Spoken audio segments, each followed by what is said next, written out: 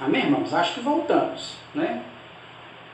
Os do Instagram, o irmão Júlio César e o Silvio Penido entraram no Instagram, mas acho que a gente já voltou lá no Facebook da igreja já. Amém? Já estamos lá no Facebook da igreja. Irmãos, esses são os problemas aí causados pelo coronavírus, né? Fica aí os problemas do coronavírus pra gente, né? Amém?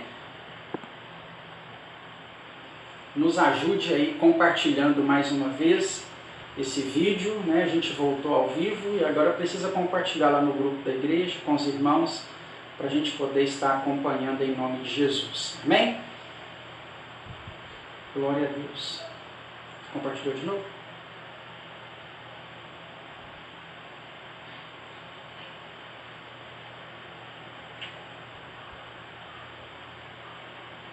Compartilhou no Facebook, tinha gente já assistindo. Compartilhando aqui. Amém. Irmãos, nós já voltamos lá no Facebook da igreja. Eu preciso que os irmãos me ajudem compartilhando do Facebook da igreja, no grupo de WhatsApp, né, da igreja, para que os irmãos voltem aí a acompanhar em nome de Jesus. Amém? Então, enquanto isso, a gente vai voltando, né? São os problemas causados aí pelo coronavírus, né? E ó, tá vendo? A internet caiu e aí a gente acaba ficando sem armas. Amém? Vamos continuar orando em nome de Jesus. Deus, eu quero colocar nas suas mãos a vida do nosso irmão André, da Amanda. Obrigado, Deus, por esses 8 anos de relacionamento que o Senhor concedeu aos teus servos.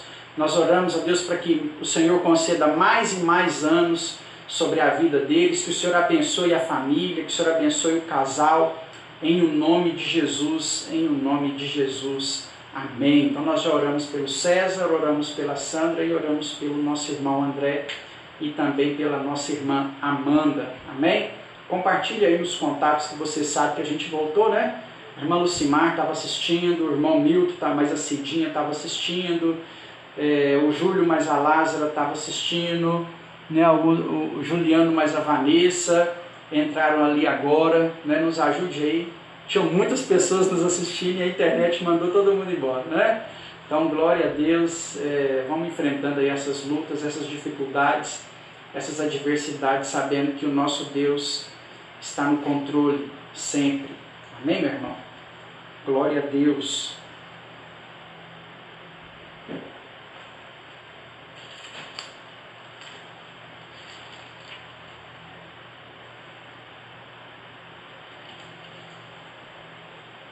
Aleluia. Glória a Deus.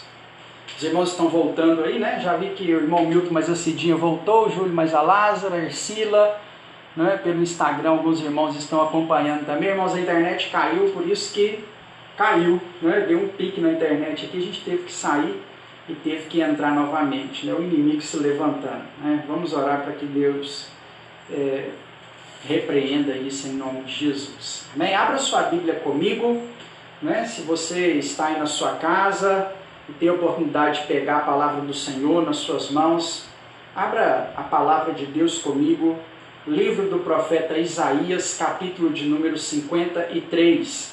Amém? Pegue o seu texto bíblico aí, Isaías, capítulo de número 53, para que nós possamos estar meditando na palavra do Senhor nessa noite, em nome de Jesus. Talvez está lá na cabeceira, está na estante, está dentro do armário, né? Pegue aí a sua Bíblia para a gente poder meditar nesse texto em nome de Jesus. Amém? Isaías, capítulo de número 53. O texto diz assim: quem deu crédito à nossa mensagem? A quem o braço do Senhor foi revelado? Porque cresceu como renovo diante dele, e como raiz de uma terra seca, ele não tinha beleza e nem formosura que atraísse o nosso olhar para ele, e nem aparência para que nós o desejássemos. Ele foi desprezado, rejeitado pelos homens, homens de dores e acostumados com o sofrimento, e como um de quem os homens escondiam o rosto, foi desprezado, e não o estimamos. Verdadeiramente, ele tomou sobre si as nossas enfermidades, e as nossas dores levou sobre si. Contudo, nós o consideramos como aflito, ferido de Deus e oprimido. Mas ele foi ferido pelas nossas transgressões e moído pelas nossas iniquidades. O castigo que nos traz a paz estava sobre ele, e pelas suas pisaduras nós fomos sarados. Todos nós andávamos desgarrados como ovelhas, cada um se desviava pelo seu próprio caminho, e o Senhor fez cair sobre ele a iniquidade de todos nós. Ele foi oprimido e humilhado, mas não abriu a sua boca. Como um cordeiro foi levado ao matadouro, e como ovelha muda perante os seus tosqueadores, ele não abriu a sua boca. Da opressão do juízo foi tirado. Da sua geração quem contará? Porque foi cortado da terra dos viventes, e pela transgressão do meu povo ele foi ferido. Lhe deram uma sepultura com os transgressores, e com o rico depois de sua morte, ainda que nunca tivesse cometido injustiça, e nem houve engano em sua boca. Ao Senhor agradou quebrantá-lo, fazendo-o sofrer. Quando a sua alma puser por expiação do pecado, verá sua descendência e prolongará os seus dias, e a vontade do Senhor prosperará na sua mão. Ele verá o fruto do trabalho da sua alma e será satisfeito. Meu servo, o justo, com seu conhecimento, justificará muitos, e ele carregará as suas iniquidades. Portanto, eu lhe darei uma porção entre os grandes, e ele dividirá os despojos com os poderosos, porquanto derramou sua alma na morte, foi enumerado com os transgressores, mas ele levou sobre si o pecado de muitos, e intercedeu por todos os transgressores. Amém? Deus, esta é a tua palavra que foi lida e será ministrada aos nossos corações. Eu oro, Deus, para que através desta palavra seja o teu Santo Espírito a falar conosco, Deus, nessa noite. Em nome de Jesus, Deus, manifesta a tua glória, manifesta a tua graça, manifesta o teu perdão sobre nossas vidas através desta palavra. Que nós, ó Deus, possamos ter a certeza e a convicção de que mais uma vez é o Senhor que está falando conosco, de que mais uma vez é o Senhor que tem nos dado aí a oportunidade de ouvir o som da sua voz através desta mensagem, em nome de Jesus. Essa é a nossa oração, em nome de Jesus. Amém. Amém, meu irmão? Glória a Deus. Nós vamos passar agora então a palavra do Senhor, a um momento muito importante, né, para a gente, que deve ser tratado com muita responsabilidade. Poucos tem sido o tempo que nós temos disponível para poder examinar a palavra de Deus, para poder pregar a palavra de Deus. Então eu quero convidar você a valorizar esse tempo, esse momento que nós estamos tendo aqui, amém? Então, desligue aí a televisão por um momento. Eu sei que no celular é mais complicado, né? Qualquer coisa pode tirar a nossa atenção, qualquer notificação acima no seu WhatsApp pode fazer você se dispersar. Então eu quero pedir você que separe esse tempo, esse momento de temor, de reverência à palavra do Senhor, para que nós possamos aprender aquilo que Deus tem para falar nos nossos corações nessa noite. Enquanto isso também, mais uma vez eu te peço, já tinha acontecido no primeiro vídeo, mas a internet caiu, nos ajude compartilhando, né? Compartilhe aí, nós vamos começar a pregar e você ter a oportunidade de fazer com que isso alcance mais pessoas. Então compartilhe na sua linha do tempo, compartilhe nos grupos de WhatsApp, para que essa mensagem alcance o coração de mais pessoas ainda, em nome de Jesus. Amém? Irmãos, nós estamos vivendo o que o catolicismo romano prega e acredita ser a semana chamada Semana Santa, né? E é claro que nós, enquanto cristãos protestantes, ortodoxos, né, nós não celebramos a semana chamada Santa. Mas isso não pode nos impedir de lembrar alguns pontos importantes da semana chamada Santa, né? Isso não pode tirar de nós, porque na verdade nós somos os maiores beneficiados pela semana chamada Santa, vamos dizer assim. Nós, de fato, que aceitamos a Jesus como nosso único e suficiente Salvador, somos quem mais desfrutamos, né, da paixão de Cristo, da morte de Jesus na cruz, porque isso vale para o meu pecado e para o seu pecado. Não vale para os pecados daqueles que estão diante de uma imagem de escultura, não vale para aqueles que estão, se eles não aceitarem Jesus, né? Não vai valer para aqueles que estão nos bares, fazendo uso de bebida alcoólica, ou para aqueles que estão na prostituição ou no adultério nesse momento. Nós, quando falamos de Sexta-feira da Paixão, quando falamos da Paixão de Cristo, eu preciso entender que o mundo celebra ela numa data errada, numa data equivocada, tanto que cada ano acontece em uma data diferente, né? O mundo celebra ela numa data errada, o mundo celebra ela de uma forma errada. O catolicismo romano valoriza mais o Cristo crucificado do que o Cristo ressurreto, né? Nós já somos o oposto disso. Entendemos que o nosso Deus está vivo, ressuscitou, e que a sua ressurreição é maior do que a sua morte, como de fato é, biblicamente nós aprendemos isso.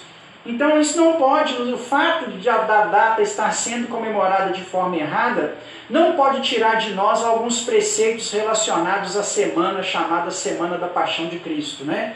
Amanhã é Sexta-feira da Paixão, amanhã é o dia onde em várias partes do mundo se celebrará de forma online esse ano, pela primeira vez na história, né?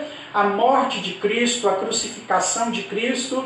E aí isso traz algo interessante para a gente, porque esse ano nós não teremos as lindas encenações preparadas, né, como acontece todos os anos ao longo de todo o território brasileiro, né? Esse ano a gente não vai ter as grandes aglomerações de pessoas para celebrar isso, talvez é até um livramento que Deus está dando diante de tanta idolatria, mas é igual eu disse, alguns princípios, alguns preceitos da semana chamada Santa precisam sim chamar nossa atenção enquanto cristãos, enquanto servos do Senhor, né? Mesmo sendo cristão protestante como você é, mesmo sendo aí crente como eu e você somos, nós não podemos aí deixar passar batido, deixar passar em branco alguns pontos, alguns princípios dessa semana chamada Santa. Amém? Eu trouxe aqui para os irmãos, nós lemos aqui junto com os irmãos um trecho da Palavra de Deus, bastante conhecido, muito usado.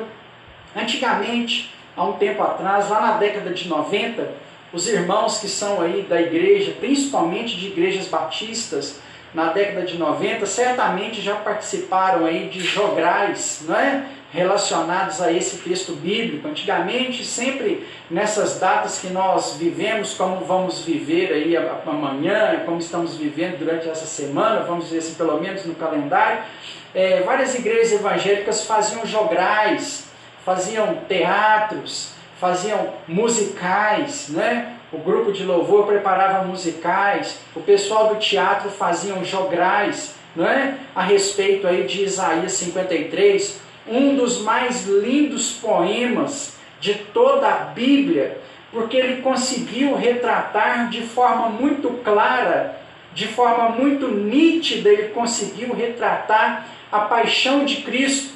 E tem um fator muito interessante ao longo de todo este poema, não é? O fator mais interessante deste poema é porque Isaías recebe uma visão 720 anos antes de Cristo, de como seria a sua morte, de como seria a sua paixão, de como seria o seu calvário. Irmãos, ninguém conseguiu citar com tamanha clareza como Isaías citou a morte e a paixão de Cristo.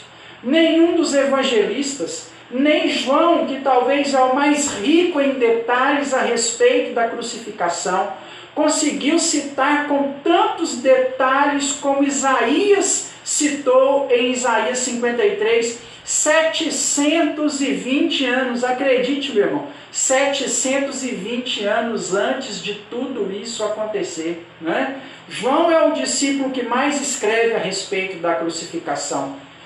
Enquanto os demais escritores dos evangelhos separaram aí no máximo um capítulo para citar a paixão de Cristo, João cita do capítulo 12, após a ressurreição de Lázaro, né, até o capítulo 19, são 6 ou 7 capítulos inteiros dedicados ao momento da paixão de Cristo, enquanto todos os outros demais escritores dos evangelhos separaram aí no máximo 1 ou 2 capítulos para falar a respeito do assunto.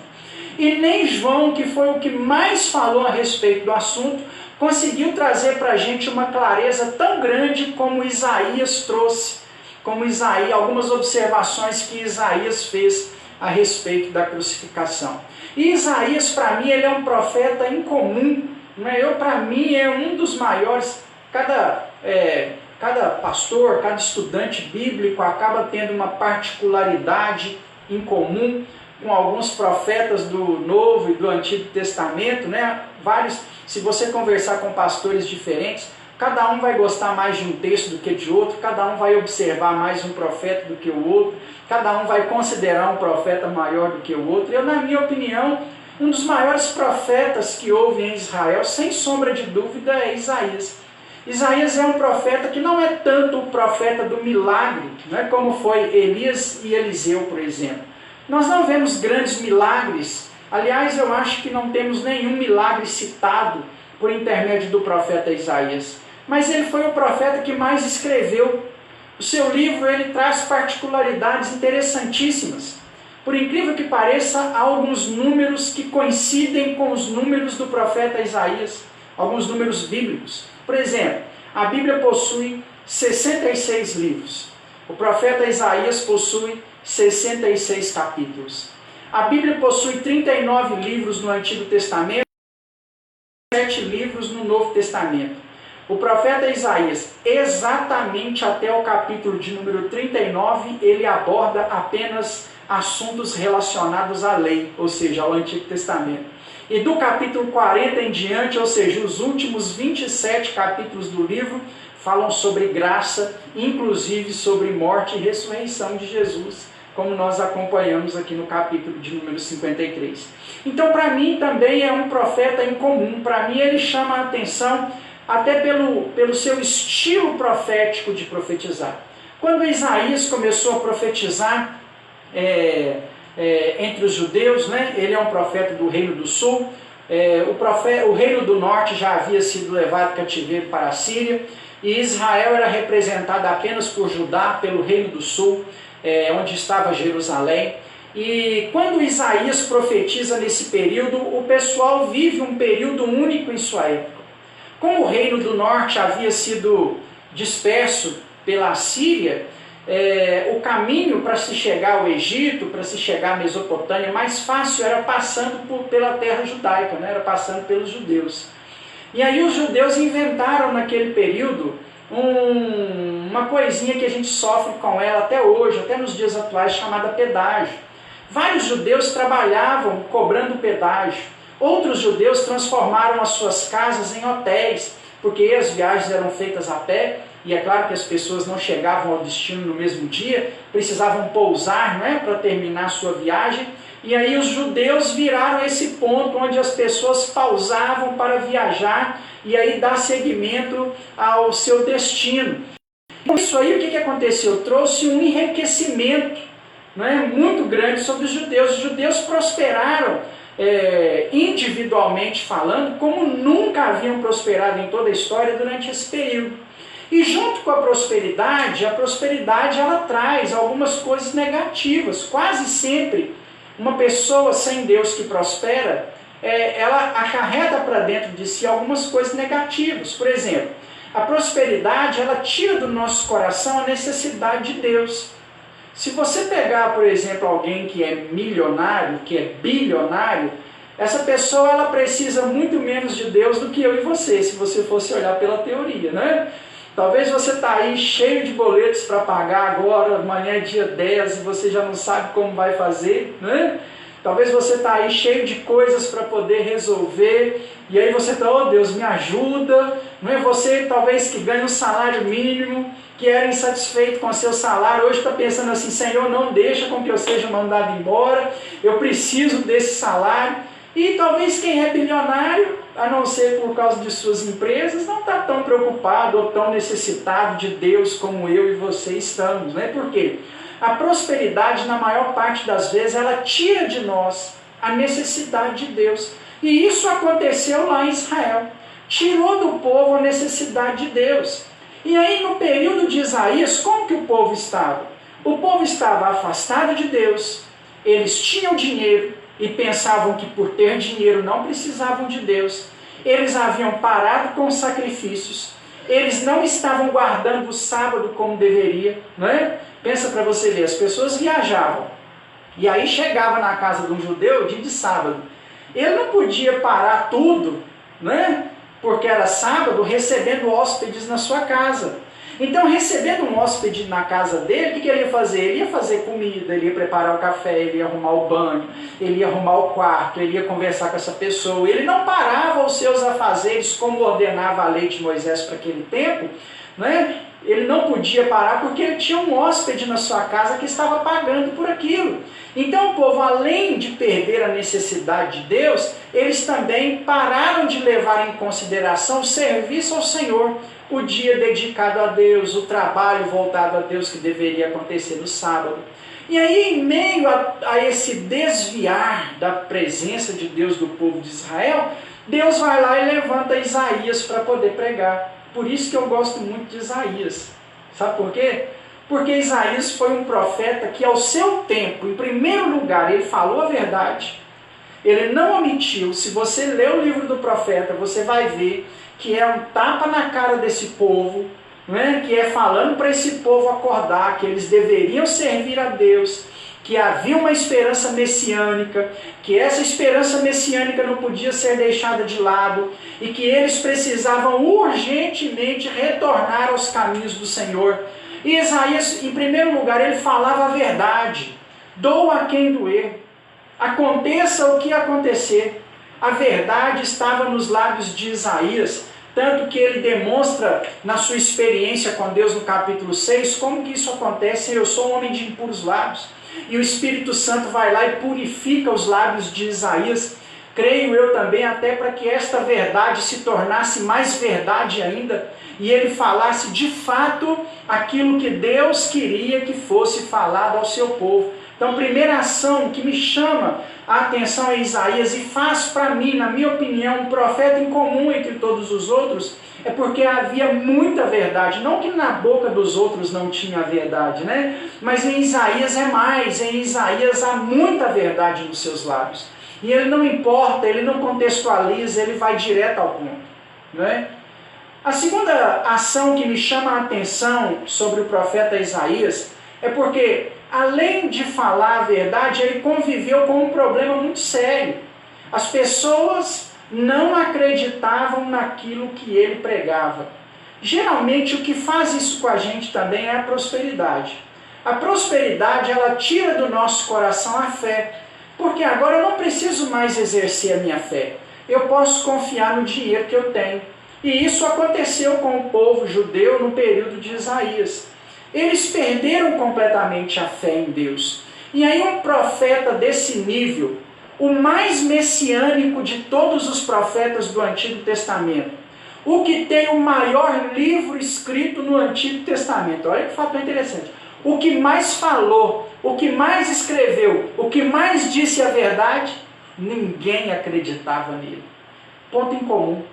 O que ele falava, as pessoas não davam ouvidos. Essa era uma característica próxima à vinda do Messias, por isso que Isaías está pregando. Faltava pouco tempo, faltavam apenas 700 anos para que o Messias chegasse, né? Então eles estavam perto, né? Isaías vem para falar assim, olha, está chegando, e estava chegando mesmo. Essa característica de não se acreditar na mensagem que está sendo pregada é uma característica que vem antes do Messias, lá no Antigo Testamento, e é uma característica que se repete agora no retorno do Messias, que é o período da igreja onde vivemos. Meu irmão, hoje é muito fácil encontrar pessoas que não acreditam mais que Jesus está voltando.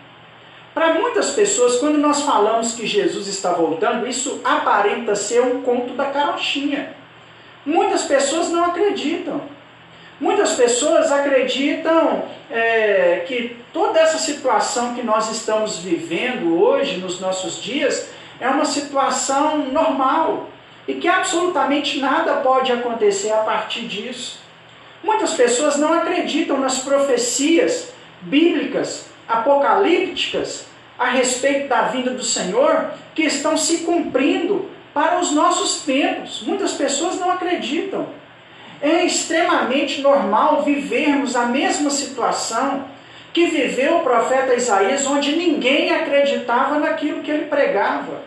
Eu quero chamar a sua atenção nessa semana chamada Santa, para que você abra os seus olhos e comece a dar um valor melhor à profecia bíblica.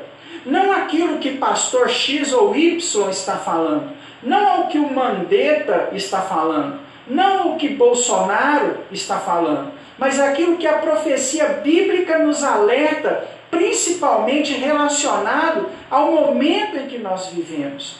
A Bíblia está sendo pregada e nós não podemos desvalorizar ou desmerecer esse momento jamais. Termos a palavra de Deus em nossas mãos é um privilégio, é um presente muito grande que o Senhor nos deu. Poder estar acompanhando essa mensagem agora, como você está acompanhando, através do Instagram ou através do Facebook, é um presente muito grande, é uma dádiva que o Senhor te concedeu e que muitas vezes nós não valorizamos. Ter a nossa igreja aberta para que a palavra de Deus seja pregada, como nós tivemos até o dia 19 de março, é um privilégio muito grande que muitas vezes nós não valorizamos. Eu preciso chamar a sua atenção para que nós venhamos voltar a acreditar na profecia bíblica. Eu preciso chamar a sua atenção para que nós venhamos voltar a acreditar naquilo que a Bíblia propõe para nós em todos os seus aspectos, em todos os seus períodos. A palavra de Deus ela é clara, a palavra de Deus ela é viva, a palavra de Deus ela é eficaz, mais do que uma espada de dois gumes, disse o texto. E nós precisamos, mais do que nunca, dar crédito a essa palavra. Acreditar que é o Senhor que vai cumprir aquilo que Ele tem para nós através da sua palavra. Meu irmão, tenha isso no seu coração. Dê credibilidade à palavra do Senhor e às profecias. Isaías é incomum. Irmãos, o assunto é tão sério que no capítulo 42 e no capítulo 45 o texto diz que Isaías pregou nu em praça pública, em Jerusalém, durante 2 anos e meio. Ele não foi lá e deu um sermão, não. Ele pregou na praça pública durante 2 anos e meio nu, para ver se alguém dava atenção àquilo que ele estava falando. O assunto é sério, meu irmão. Havia um homem de Deus pregando em praça pública, havia um homem cheio do Espírito Santo falando sobre a vinda do Messias, e ninguém acreditava. A maior parte da sociedade considerou Isaías no seu tempo como um louco varrido. Ele parecia mais um mendigo pregando em praça pública e ninguém dava crédito àquilo que ele falava. Ninguém acreditava em suas palavras. O assunto é tão sério que, voltando aqui ao texto que nós lemos, olha como que o texto começa. Isaías 53, versículo de número 1. Quem deu crédito à nossa pregação? A quem se manifestou o braço forte do Senhor? É uma frase de indignação, é uma frase de contrariedade, relacionada ao fato dele estar pregando.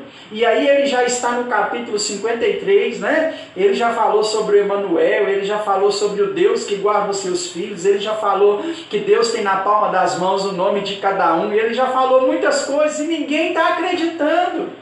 Ninguém acreditava em Isaías. Essa fala dele no versículo de número 1 do capítulo 53 é uma frase de indignação, como se ele estivesse dizendo assim: eu estou pregando, mas ninguém escuta o que eu estou pregando, mesmo falando em nome do Senhor. Mesmo falando em nome do Senhor. Isso é sério, irmãos. Isso é muito sério. Ninguém acreditava naquilo que Isaías estava falando.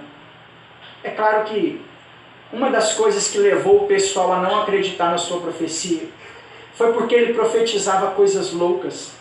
Por exemplo, o império, quem governava o mundo naquele tempo, quem governava o mundo naquela época era a Síria. A Síria exercia um poder global. Eles tinham a melhor economia, eles tinham o maior exército, eles tinham maiores possessões de terra. E a Síria parecia ser um exército imbatível. E existia um exércitozinho muito pequeno, frágil e fraco, que se chamava Babilônia. E aí sabe o que o Isaías começa a profetizar? O Isaías começa a dizer o seguinte: a Babilônia vai se levantar, vai derrubar a Síria e vai assumir o governo mundial. Irmãos, as pessoas riam de Isaías. porque era impossível que isso acontecesse. Era impossível que um dos menores exércitos do mundo tirasse a Síria do poder naqueles dias. Por isso que ninguém acreditava nas profecias de Isaías. Por isso que ele pregava e falava em nome do Senhor e ninguém dava ouvidos a ele. Olha que coisa interessante. Porém, sabe o que aconteceu? Babilônia, pelas mãos de Dário e Nabucodonosor, começou a fazer alianças com vários exércitos pequenos, inclusive Israel.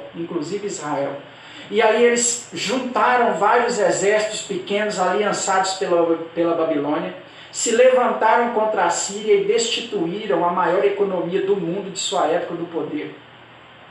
Quando isso aconteceu, Isaías já tinha morrido. Quando todo mundo viu que as profecias de Isaías estavam se cumprindo, foi que eles foram atrás dos escritos de Isaías, dos livros, dos textos deixados pelo profeta, porque ele tinha profetizado algo que eles achavam que jamais teria capacidade de acontecer. E aí as pessoas entenderam o valor do profeta apenas depois que ele morreu. Né? Isso, irmãos, me ensina algumas coisas quando eu falo a respeito de profecia bíblica. Né? Talvez você olhe para uma profecia bíblica e pense assim, não, isso aqui nunca vai acontecer. Era justamente o que as pessoas pensavam no período de Isaías. Entende o porquê da fala de contrariedade no início do mais belo poema bíblico sobre a sexta-feira da paixão? Quem deu crédito à minha pregação? A quem se manifestou o braço do Senhor? Isaías vai despejar daqui para frente um poema aos judeus. Sabe por quê que ele vai despejar daqui para frente um poema aos judeus? Porque ele sabe que está falando e que ninguém está escutando.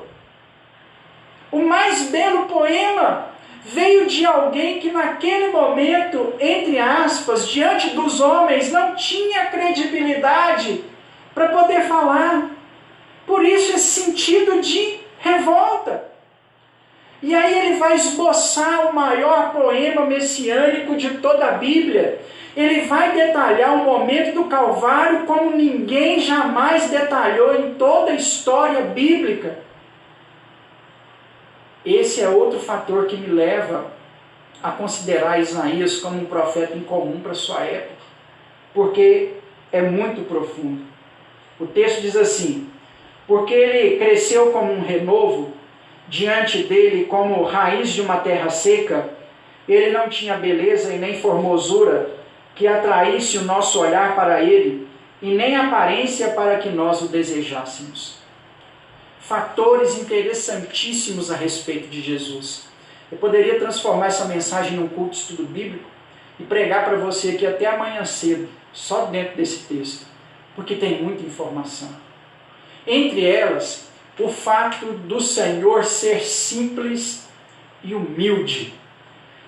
O nosso Deus, irmãos, ele poderia ter nascido em palácios, ele poderia ter dormido em berço de ouro, ele poderia ter sido cuidado pelas melhores babás do mundo, ele poderia nascer com todas as pompas que um príncipe, que um rei é digno de nascer.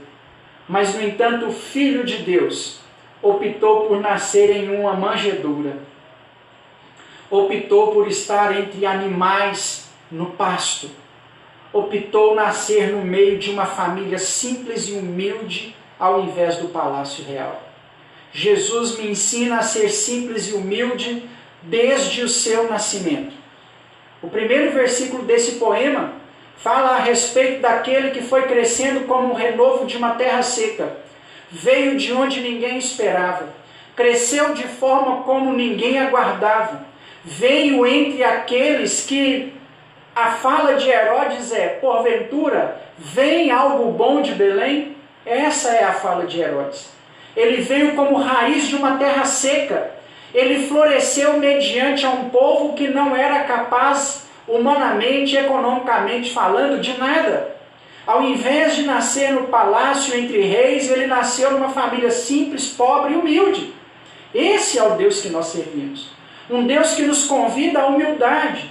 Um Deus que me ensina que quando eu quero vitória, porque hoje é o nosso culto da vitória, a vitória não significa subir. A vitória significa descer. A vitória não significa estar no ponto mais alto. A vitória significa começar nos pontos mais baixos. A vitória não significa ser exaltado, mas a vitória significa estar humilhado diante do Senhor.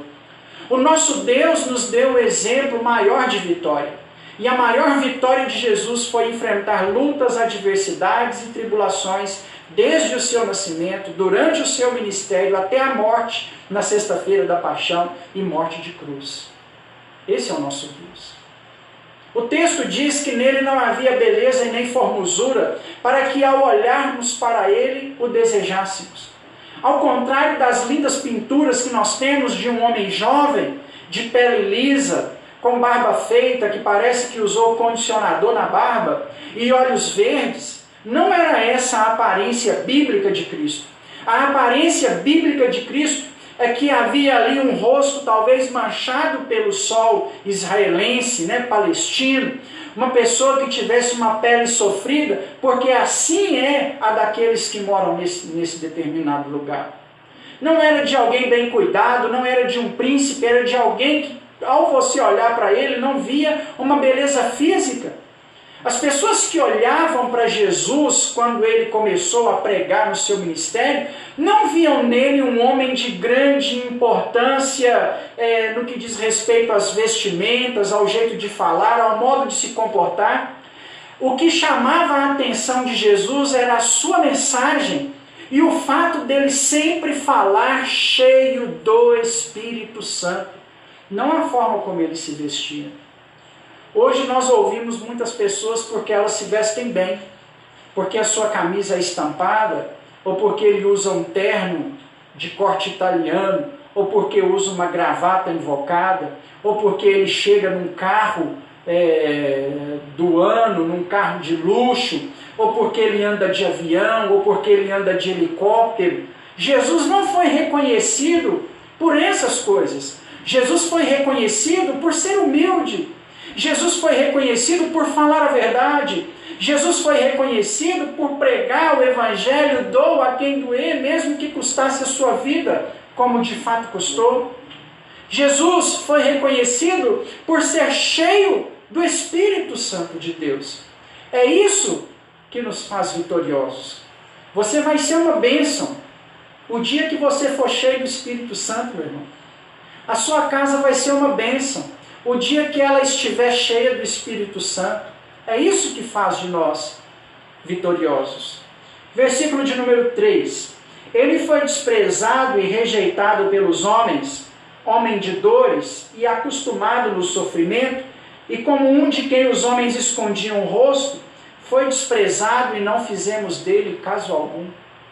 Isaías não viveu, eu repito para você, ele não viveu para ver Jesus pregar, porque Jesus vai pregar 720 anos depois que ele falou isso. E parece que Isaías está andando entre os discípulos nas ruas de Jerusalém, não é? Parece que Isaías está vendo Jesus pregar e as pessoas não darem crédito, assim como nos dias atuais. Quantas pessoas estão virando o rosto para Jesus? Tem gente que olha para você e fala assim, você é crente? Já corta a relação. Já não há mais possibilidades de relacionamento. Quantas pessoas, ao caminharem na rua, não se iluda, eu já vi isso, precisam passar no passeio de uma igreja evangélica, descem da calçada, atravessam do outro lado para não pisar no calçado de uma igreja evangélica.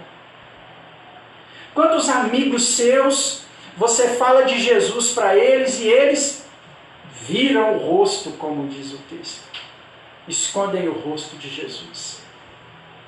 Triste, né? Sabe por que é triste? Você que é um leitor da Bíblia sabe que aqueles que viram o rosto para Jesus hoje, quando acontecer o final de todas as coisas, Jesus vai virar o rosto para eles. Por isso que é triste. Por isso que é triste as pessoas não verem Jesus andando no meio da terra hoje através da vida da igreja. A igreja é a representante máxima do Senhor Jesus na face dessa terra. Ao contrário do que ensina o catolicismo romano, que essa personagem seria o Papa não é o representante de Cristo na terra, e sim a sua igreja, o seu corpo, num completo, como um todo. E muitos da sociedade não conseguem perceber o Messias nas suas esquinas, nos seus bairros, nos seus grandes centros. As falas de Jesus na boca dos pastores, na boca dos profetas atuais. A sociedade que celebra a Sexta-feira Santa, amanhã, mesmo de forma online, não consegue reconhecer que Cristo está na terra falando a verdade já há muito tempo, há 2000 anos. Muitos viram o rosto, como virou na época de Isaías, como virou na época de Jesus, continuam virando no período eclesiástico, no período da igreja. Versículo 4. Verdadeiramente Ele tomou sobre si as nossas enfermidades e as nossas dores levou sobre si. Contudo, nós o consideramos como aflito, ferido de Deus e oprimido. Irmãos, esse texto ele é magnífico. Esse texto me dá a certeza de que no meu coração não precisa ter mais dor, porque Jesus já levou ela. Esse texto me ensina que o Senhor já levou sobre si as nossas enfermidades, as minhas enfermidades. O mundo aí fora clama por uma vacina ao Covid-19. Jesus já tomou o Covid-19 nas suas mãos há muito tempo. Verdadeiramente Ele levou sobre si as nossas dores e as nossas enfermidades. Alguns tradicionais falariam para mim assim: pastor Tiago, essas enfermidades, essas dores são espirituais. Concordo, são dores espirituais. Mas isso não quer dizer que são apenas as dores espirituais. As dores físicas também. As enfermidades físicas também. O Senhor é a cura. O Senhor é a libertação. O mundo não compreende que quem pode solucionar o nosso problema é o Senhor, que vai ter a sua morte celebrada amanhã em todo o globo terrestre. É Ele que pode nos ajudar. É Ele que pode nos conceder vitória. Porque Ele já levou sobre si as nossas dores e as nossas enfermidades. O texto diz que nós o consideramos como aflito, ferido de Deus e oprimido. Ele foi ferido, ele foi afligido, ele enfrentou toda essa adversidade que o mundo vai celebrar amanhã. Ele já passou por tudo isso, sabe por quê? Para me salvar, no meu lugar, no seu lugar. Não existe dinheiro que você tenha que seja suficiente para pagar o perdão dos seus pecados. Sabe por quê? Porque Ele já derramou o seu sangue na cruz do Calvário, para que você fosse perdoado, para que você fosse purificado dos seus pecados. Entenda isso. Todo o sofrimento que nós cansamos de ver ao longo dos anos é um sofrimento por minha causa, por sua causa, para que nós hoje tivéssemos o livre acesso à vontade de Deus, para que nós estivéssemos hoje na presença do Senhor. Versículo 5, mas Ele foi ferido pelas nossas transgressões e moído pelas nossas iniquidades. O castigo que nos traz a paz estava sobre Ele, e pelas suas pisaduras nós fomos sarados. Mas Ele foi ferido pelas nossas transgressões e moído pelas nossas iniquidades. Eu preciso olhar para o Senhor Jesus nesse ponto da Sexta-feira da Paixão, enquanto Ele está ali no Calvário, indo em direção à sua cruz ou carregando a sua cruz, e entender, irmãos, que aquele homem que é 100% homem e nunca deixou de ser Deus, é também 100% Deus, está percorrendo a trajetória do Calvário, está carregando a cruz, está sendo açoitado, chicoteado, chibatado, sem ter cometido um crime sequer. Isaías disse no texto aqui um pouco mais à frente, que nem sequer uma palavra enganosa saiu de seus lábios. Jesus foi carpinteiro, da sua adolescência até os 20 e tantos anos. E eu imagino Jesus batendo um prego na madeira. E como todo carpinteiro, algum dia ele deixou esse martelo escapar e bater na sua mão, ou no dedão que segurava o prego. E no dia que isso aconteceu, Jesus não proferiu com seus lábios um palavrão sequer. Jesus não questionou nesse dia, se aquele aconteceu. Nem sequer uma palavra enganosa saiu de seus lábios. Não há um crime a qual eles tivessem de fato para acusar o Senhor. Ele não fez mal a ninguém, ele não mentiu para ninguém, ele não defraudou ninguém, ele nunca contou uma mentira, ele não falou uma palavra errada e está ali levando aquela cruz. E aí eu tenho que chegar a esse ponto. Qual foi o motivo que levou Jesus a carregar uma cruz e a tanto sofrer no caminho chamado Calvário? No caminho do Gólgota? Tem uma resposta. O meu pecado, a minha iniquidade, a minha transgressão. Isso fez com que o Senhor sofresse. E quando eu falo a minha, eu não estou falando só da minha, eu estou falando da sua também. A sua transgressão, a sua iniquidade, o seu pecado, fez com que o Senhor sofresse. Ele foi moído, ele foi pisado pelas suas transgressões.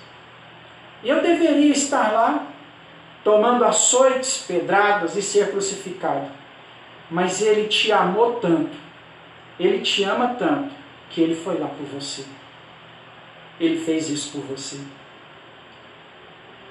Versículo de número 5, ele foi ferido pelas nossas transgressões e moído pelas nossas iniquidades. O castigo que nos traz a paz estava sobre ele, e pelas suas pisaduras nós fomos sarados. Alguém precisava ser castigado por conta do pecado de Adão. E esse alguém que precisava ser castigado pelo pecado de Adão é quem cometeu o pecado de Adão. Eu e você que cometemos o pecado de Adão. Nós deveríamos ser castigados. Mas ele foi castigado. Sabe para quê? Para que nós hoje tivéssemos paz. O castigo que me traz paz estava sobre ele naquele dia. Versículo de número 6. Todos nós andávamos desgarrados como ovelha, cada um se desviava pelo seu próprio caminho, e o Senhor fez cair sobre ele a iniquidade de todos nós. Irmãos, assim como Isaías está falando, parece que ele andou aqui nos nossos dias para poder falar isso. Eu estava desgarrado, irmão. Eu era pobre e necessitado. Meu irmão, eu não tinha, espiritualmente falando, onde cair morto. Há 20 anos atrás eu era um jovem perdido, talvez, como qualquer jovem perdido da minha época e da época atual. Eu era alguém nas garras do diabo. Talvez você também era alguém nas garras do diabo, ou talvez você seja alguém nas garras do diabo. Talvez a idolatria te cega, talvez as drogas te oprimem, talvez a bebida te prende, talvez você ficava julgado aí pelas sarjetas por causa do alcoolismo. Existe alguém que pode nos tirar dessa situação, como me tirou dessa situação, e me trouxe para o reino da maravilhosa luz, porque eu andava perdido, você andava perdido pelas sarjetas, e o Senhor te encontrou, e o Senhor te salvou. O Senhor, olha como diz o texto, todos nós andávamos desgarrados como ovelha, cada um pelo seu próprio caminho, o Senhor fez cair sobre ele a iniquidade de todos nós.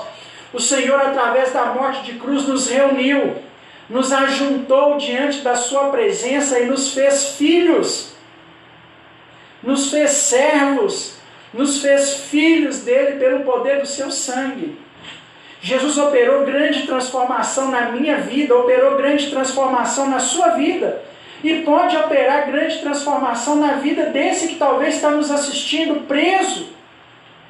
Toda essa encenação que nós acompanhamos, tudo isso que foi pregado pelo profeta Isaías, É para que nós alcançássemos e tivéssemos salvação. O Senhor quer salvar cada um de nós. E é desejo dele que nenhum de nós se perca. Versículo 7, ele foi oprimido e humilhado, mas não abriu a sua boca, como um cordeiro levado ao matadouro, e como ovelha muda perante os seus tosqueadores, ele não abriu a sua boca. Outro fator interessante do Senhor, sabe qual que é? É porque Jesus está lá sofrendo no meu lugar, no seu lugar. Tomando chicotada e chibatada e cuspiram na cara do Senhor, rasgaram as vestes do Senhor. Colocaram o Senhor num ponto de humilhação, né? Com as suas vestes rasgadas. Aquele lenço, véu que é colocado pelo catolicismo romano, tampando as genitálias de Jesus, aquilo não existiu no original. Deixaram o Senhor no estágio máximo da humilhação, nu. Com ele nu açoitaram 2 vezes. O único condenado romano que sofreu 2 sessões de açoites em relatos históricos registrados daquela época. Você sabia disso? O açoite, uma sessão de açoites era dada com uma vara, e nessa vara tinha hastes de borracha com pontas de ossos ou lâminas de metais na ponta. E o soldado romano dava contadas 49 chibatadas dessa. Ele dava 49 chibatadas, ou ele parava quando dava para ver a olho nu o osso da costela. Jesus é o único prisioneiro que sofreu esse tipo de punição por 2 vezes. É condenado a 2 sessões de açoites. Ao final da 2ª sessão, provavelmente os ossos de sua costela, Mel Gibson não exagerou no seu filme, já estavam saindo para fora. Já era possível ser visto a olho nu. Sabe por quê, meu irmão? Por causa do meu pecado. Jesus poderia se colocar de pé e poderia falar assim: olha, eu não tenho que passar por tudo isso. Eu não tenho que passar por tudo isso. Eu não preciso, não foi minha culpa. Não fui eu que pequei, não foi eu que transgredi, é o Tiago. Busca lá o Tiago, bate nele, eu não tenho pecado, foi ele. Ele não fez isso, meu irmão. Ele não fez isso. Ele, como ovelha muda, ou seja, não falou nada, diante dos seus tosqueadores, ele não abriu a sua boca. Ele sofreu no seu lugar sem questionar.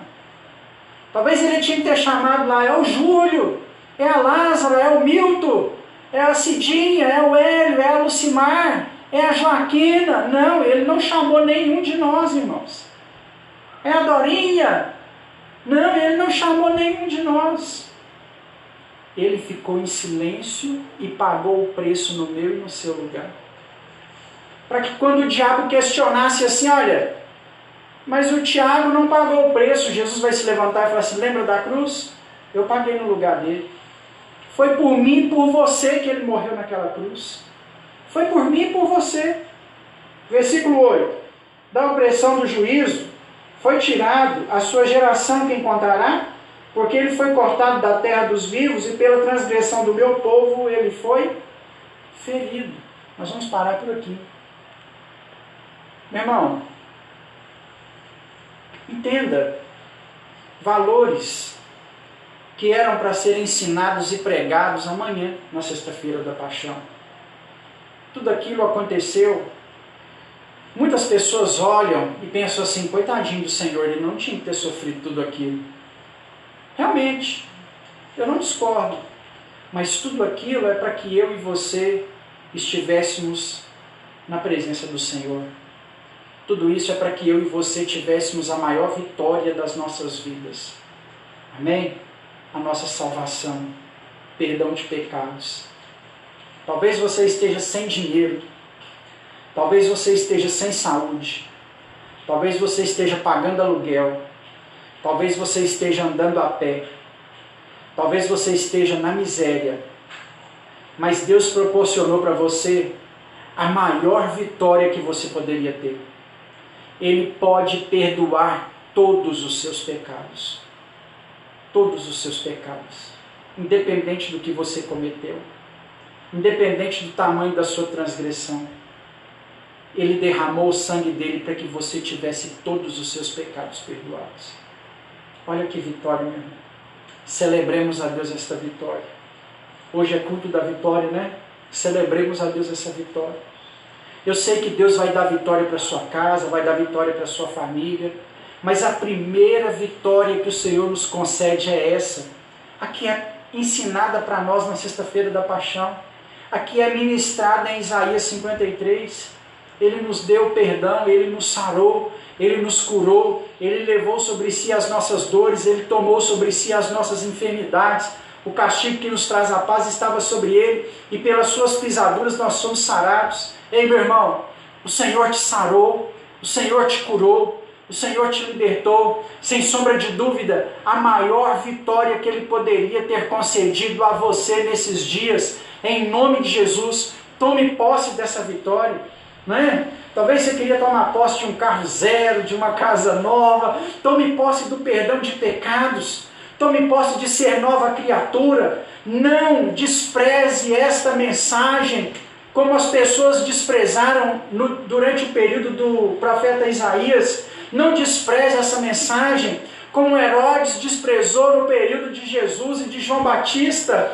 Não seja você mais um Herodes. Não seja você mais um judeu que está rico e abandonou o Senhor. Não seja você mais um desses. Seja alguém que vai se apresentar diante da face de Deus, da glória de Deus, para ter a vida consertada, para ter o pecado perdoado, para ter a libertação concluída, porque esta sim é a primeira ação de Deus na sua vida, uma transformação de caráter. Deus quer te dar um coração novo, meu irmão. Amém? Deus quer fazer de você nova criatura. Deus quer que você nasça de novo. É isso que nós aprendemos ao longo da sexta-feira da paixão. É isso que nós precisamos aprender ao longo desse tempo aí, em nome de Jesus. Amém? Glória a Deus. Deixa o seu amém aí no comentário, né? Sobe um joinha aí em sinal de aplausos ao Senhor, porque sem sombra de dúvida essa é a maior vitória que nós podemos receber enquanto cristãos diante da presença do Senhor, em nome de Jesus. Amém, meu irmão? Vamos orar? Glória a Deus, né? Glória a Deus. Coloque a sua mão aí no seu coração. Vamos orar. Deus, eu quero colocar nas suas mãos a minha vida, a vida de cada irmão nesse momento que está com a mão no coração, orando junto com a gente. Deus, em nome de Jesus, toma diante do teu poder, toma diante da tua glória. Perdoa, Deus, os pecados, sara, Senhor, as feridas, cura, Senhor, as enfermidades, tira, Senhor, toda a depressão, tira tudo aquilo que não é do teu agrado, tudo aquilo que não é reto segundo os seus olhos, em nome de Jesus, Deus. A nossa oração é para que a tua glória, a nossa oração é para que o teu poder continue sendo sobre a nossa vida, sobre a nossa casa, sobre a nossa família, em nome de Jesus. Alcança, Deus, os teus servos com a tua glória. Eu profetizo bênção, eu profetizo vitória sobre a vida, sobre a casa, sobre a família de cada um dos irmãos, em nome de Jesus. Amém, meu irmão? Que o Senhor te abençoe e te guarde, que o Senhor resplandeça sobre ti o teu rosto e tenha misericórdia de ti, que sobre ti o Senhor levante o rosto dele e te dê a paz, em nome de Jesus. Amém? Glória a Deus. Vários joinhas subiram ali, né, dos irmãos. Vou comentar aqui quem acompanhou com a gente essa segunda transmissão. Irmã Lucimar deixou um amém, Júlio deixou um amém, a Amanda deixou um rapazinho batendo palma, a Joaquina, né, deixou um senhorzinho batendo palma, a minha irmã Joaquina, a Amanda deixou um amém, Amanda, glória a Deus, a irmã Ivanete, esposa do pastor Júnior, Deus é maravilhoso, misericordioso de todos nós, o irmão Júlio César, ô glória, palavra de Deus, alimento, meu sustento, graças a Deus, a irmã Joelma deixou um amém, o Júlio disse é verdade, a irmã Maria da Conceição deixou um amém, o Juliano disse que palavra abençoada, glória a Deus, a irmã Maria da Conceição, aleluia, glória a Deus, a Lucimar, graça e paz, Joaquina, Deus é fiel, irmã Maria da Conceição, verdade, a Isamin deixou um glória a Deus, Joaquina deixou um amém, Maria da Conceição, amém, Lucimar, amém. Márcia Penido, amém. Júlio César, amém. Ercila deixou um amém aqui também. E o André, né? Mais alguns irmãos que a gente está vendo ali que também estão nos acompanhando, né? O irmão Hélio, a irmã Cidinha, mais o irmão Milton. Quem está dando para ver aqui, né? O André, mais a Amanda. No Instagram, o Hélio deixou um amém aqui agora também. A irmã Márcia deixou um amém. No Instagram, a irmã Sandra Caetano nos acompanhou. A irmã Maria, pastor Sandro Nascimento, sempre acompanha aí nossas transmissões. Deus abençoe os irmãos, em nome de Jesus. A Lucimar também deixou um rapazinho batendo palma. No mais, irmãos, eu peço desculpa aos irmãos aí pela falha do sinal da internet, né? Infelizmente, nós estamos sujeitos aí a tudo isso, né? A ter esses piques de internet bem na hora. Vamos orar para que isso não aconteça mais e o Senhor possa nos dar a bênção, possa nos dar a vitória, em nome de Jesus. Amém? Continue orando para que brevemente nós possamos estar na igreja, celebrando, cultuando ao Senhor juntos, para a honra e glória do Senhor, em nome de Jesus. Amém? Deus te abençoe. Muito bom poder ver que os irmãos estão aí acompanhando essa transmissão, tanto através do Facebook, na página da igreja, quanto também através do Instagram. Deus abençoe você, meu irmão. Tenha um fim de semana abençoado, em nome de Jesus. Amém? Glória a Deus. Isso aí, vários coraçãozinhos subindo, né? Irmão Hélio deixou um joinha. Irmã Joaquina, Maria da Conceição. Isso aí, irmãos. Glória a Deus, né? Aleluia. Deus abençoe os irmãos. Fique na bênção, em nome de Jesus.